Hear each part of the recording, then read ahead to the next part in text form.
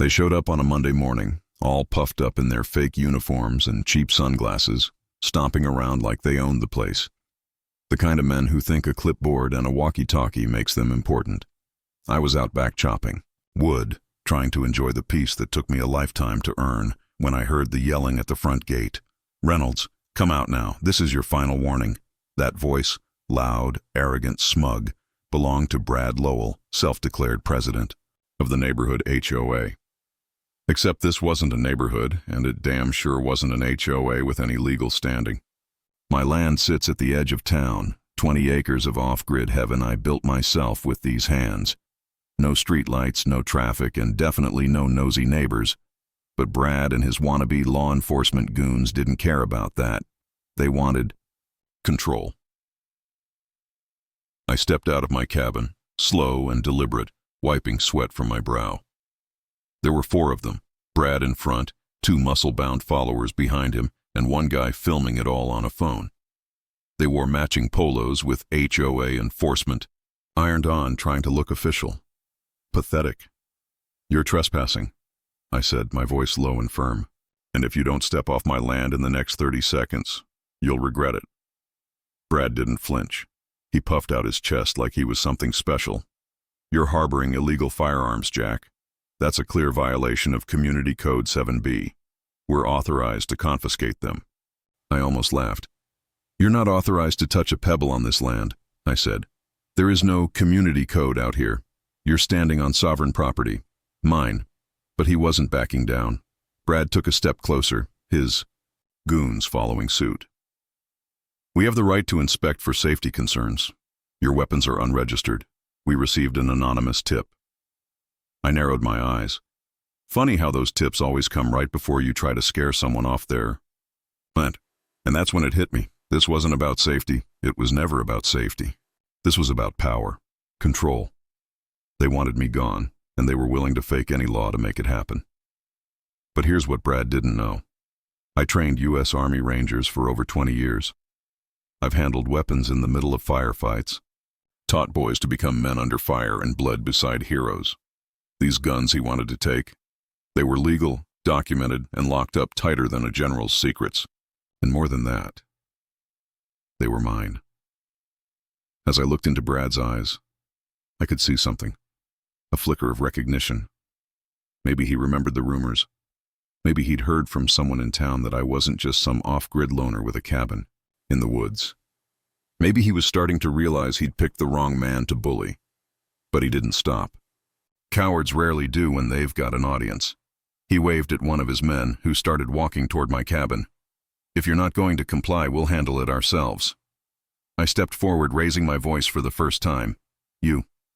Take one more step and I swear on every soldier I ever trained, you'll wish you'd never left your mother's basement." The man froze. For a long, tense moment, nobody moved. You could hear the wind in the trees. The birds had gone quiet. Even the bugs seemed to know something was about to happen. That's when Brad smirked. "You've got 48 hours, Jack. We've already filed the paperwork. County enforcement will be here by Wednesday, and when they come, they'll be taking everything. Your guns, your land, and your pride." He turned and started walking away, motioning to his little crew to follow. But before he stepped off my driveway, he looked back over his shoulder and said something that chilled my blood. "You should have played by the rules, old man. Now we're going to bury you in them." They left tire tracks in the dirt as they drove off. I stood there, fists clenched, heart pounding, not from fear but from fury. My entire life I've lived by one principle: stand your ground when it matters most. And now, the ground I'd bled for, worked for, protected for decades, was under siege by bullies with fake badges. I looked at my niece Tina, who'd come running out of the cabin during the confrontation. She was scared. I could see it in her eyes. But more than that, she was angry. Angry for me. Angry that they thought they could take what was ours. "Uncle Jack," she said, "what are we going to do?" I didn't answer right away.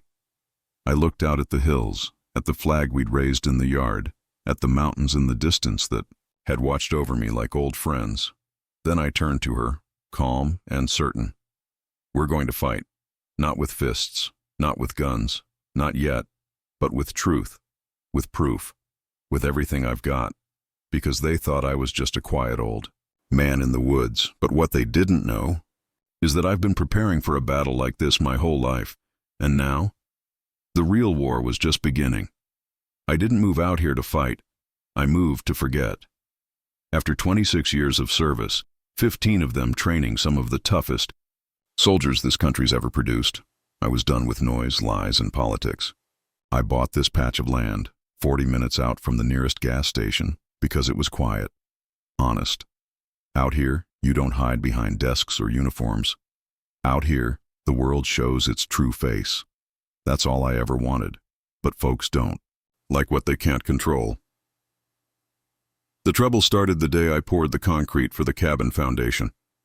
There was a knock on my truck window. Brad, in his crisp white shirt, clipboard in hand. His smile didn't reach his eyes. "Hey there, Jack," he said like we were old pals. "Just making sure you're aware this community has standards." Standards. That word always made my skin crawl. In the Army, standards kept people alive. Out here, it was just code for control, for keeping the wrong kind of people out. He told me about the unofficial HOA, said they'd formed to maintain the aesthetic of the area. I told him straight up, I didn't sign anything. This was unincorporated land, not under their jurisdiction. I wasn't building a McMansion, I was building a home. He didn't like that answer. For a while, it was just small stuff. Letters in the mailbox with no return address, saying my American flag was too large. A complaint that the solar panels were reflective eyesores. Then came the gossip. That I had a stockpile of weapons, that I was unstable, dangerous, that I was hiding something. All because I kept to myself. The worst part? I knew who started it. Marla, Brad's sister. She used to jog past my place every morning. Always waved, always smiled. One day, she brought banana bread, told me she appreciated how I helped pull her car out of a ditch during a snowstorm. But when I politely declined her dinner invitation, the smiles stopped, the rumors started. And her brother, the man who fancied himself sheriff of a town with no laws, decided I was a threat. But it wasn't just about me. It became clear when they started harassing Tina. My niece came to live with me after her mom, my sister, passed. Suddenly last year. Car crash. Tina was only 17. Smart kid, tough, but the world had already chewed her up more than most girls her age. I brought her out here to heal. She started taking online classes, painting the hills, finally smiling again. Then one day she came home shaking, clutching a letter shoved in her backpack. "You don't belong here. Neither of you do.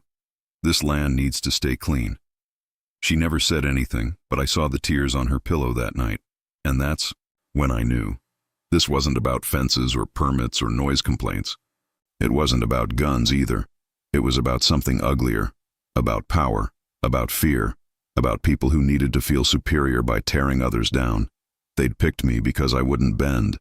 Picked her because she was young, vulnerable, alone. But they made one fatal mistake. They assumed quiet meant weak. Let me tell you something about training soldiers. You don't just teach them how to shoot. You teach them how to endure. How to stand in the fire and not flinch. How to outlast, outthink, and outfight anything that comes at them. And I passed every bit of that on to Tina.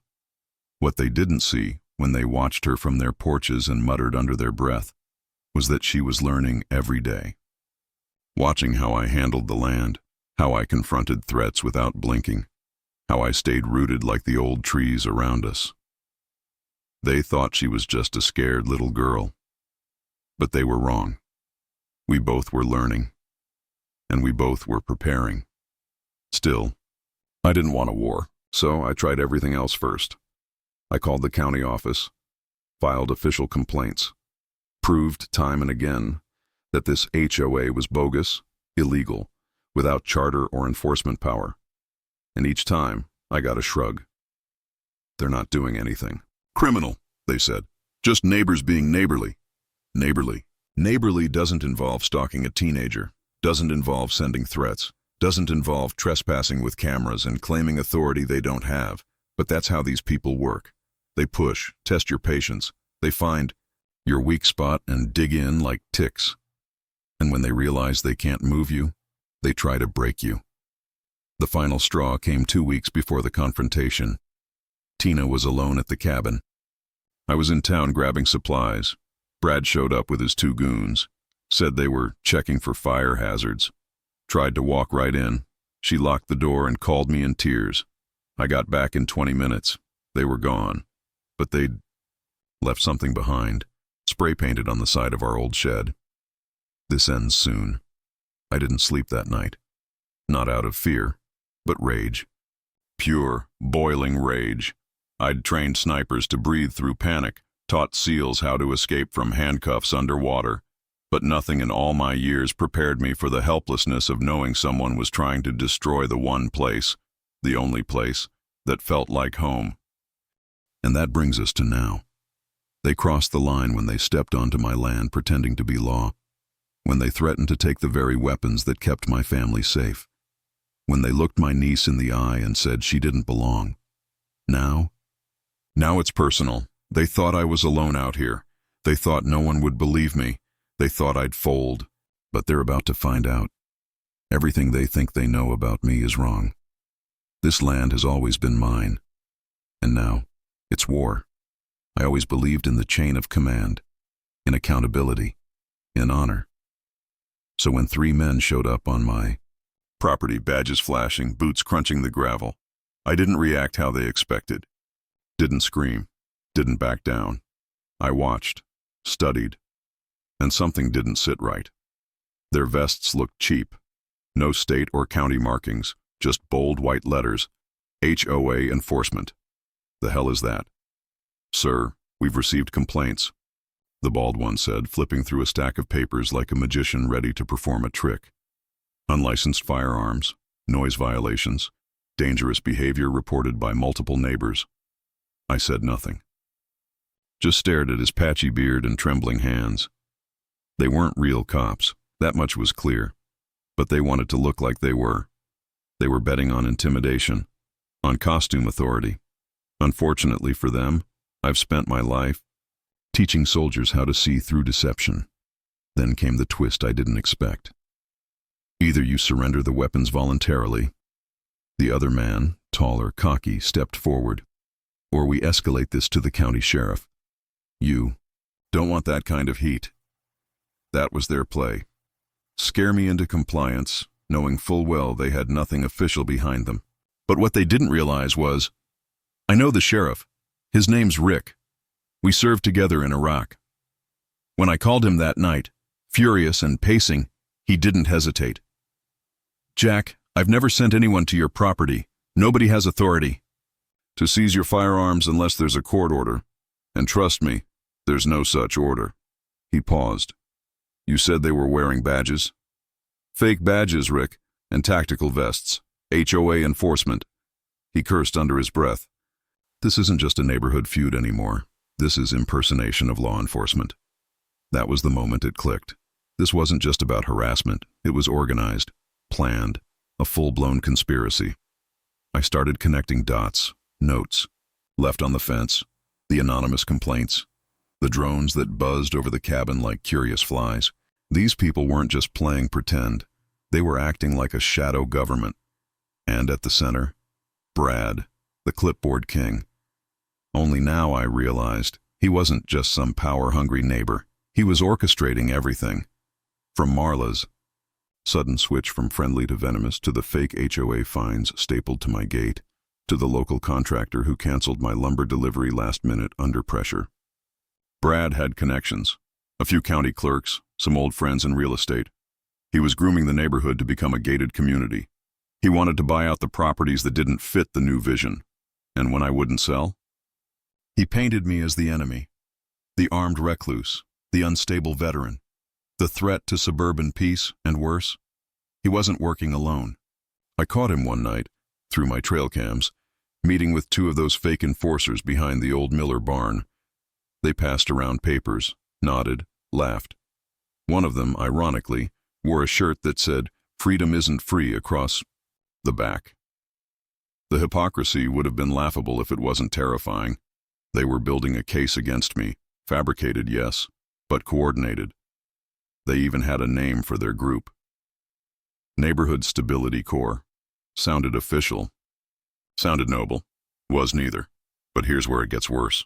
Tina's friend Jess, sweet girl, homeschooled like Tina, she overheard her father on the phone saying, "Once Jack's out, we get the land cheap. Brad's got the buyers lined up." So that was it. They wanted the land, my home. And they were willing to smear me, break into my cabin, impersonate law enforcement, all for profit. I confronted Brad the next day. Went to the farmer's market where he liked to play politician, shaking hands and smiling like he hadn't just committed a felony. I didn't yell, didn't curse, just walked up, stared him in the eye and said, "I know what you're doing." He froze. The smile slipped. Then, for just a second, he grinned. "Jack, you need to calm down," he said loud enough for a few vendors to hear. "We've all been worried about your behavior lately. Maybe it's time you got some help." There. It was. The psychological warfare. Trying to flip the narrative. Make me look like the aggressor. I could have punched him right then, but that's not how this battle would be won. Not with fists. Not even with guns. It would be won with truth. So I got to work. I started documenting everything. Every visit, every drone sighting, every letter. I compiled time-stamped videos. I interviewed other neighbors who had been pressured or tricked. Some stayed silent, afraid. But others, like Mr. Green down the road, told me Brad tried the same tactics on him when he refused to install a matching picket fence. "I thought I was going crazy," Green said. "But it's a pattern, isn't it?" Yes, a pattern of abuse, masked as community leadership. And once I had the evidence, I made a call, not to the sheriff, to the local reporter who'd been itching for a scandal ever since the mayor's office scandal fizzled out. Fake cops, land grabs, a rogue neighborhood corps impersonating law enforcement, I told her. "You want a front-page story?" "I've got one." She bit, hard, but that's the thing with exposing snakes. They strike before they slither away. 2 days later, the worst happened. Tina didn't come home from her afternoon walk. Her phone, dead. Her emergency tracker, disabled. I searched the hills screaming her name until my throat bled. My feet were blistered, my hands torn from brush. I'd faced enemies across oceans, but nothing terrified me like the thought that these people had finally taken it too far. And as the sun disappeared behind the trees, I heard a branch snap behind me. I turned, gun raised, heart pounding, expecting the worst, but it wasn't a threat. It was Tina, mud-smeared, eyes wide with terror. "Dad," she cried, collapsing into my arms. "They chased me. They followed me into the woods. I think they were trying to grab me." My world went black for a second. I held her tight, trying to stay calm, but inside, something broke. This wasn't about fines or fake power anymore. They'd gone after my daughter. And now it was war.